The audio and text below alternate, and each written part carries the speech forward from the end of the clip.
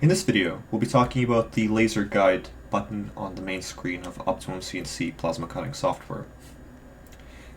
The laser guide button allows the user to quickly enable or disable the laser guide or the laser pointer, which in turn allows the operator to quickly gauge where exactly the plasma cutting torch is in relation to the working material.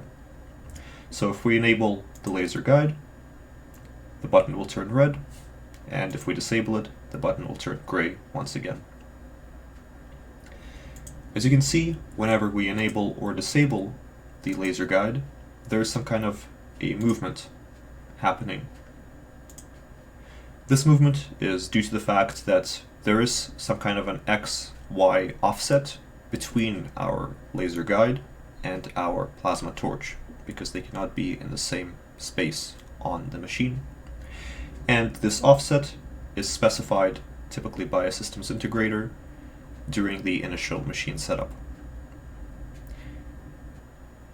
These settings are usually password protected and can be accessed only by a systems integrator during the initial setup.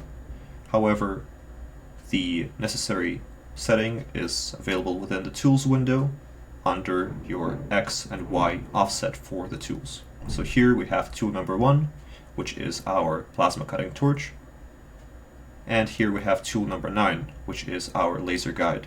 Notice how they have different X and Y offsets for both of them.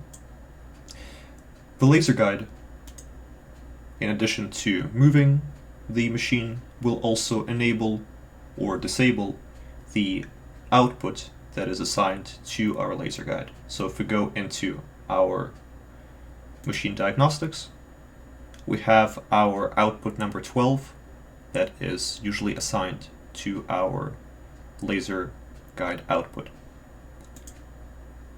We can see that after the machine has moved, this laser output will be enabled, while if we disable it, the laser guide output will be disabled.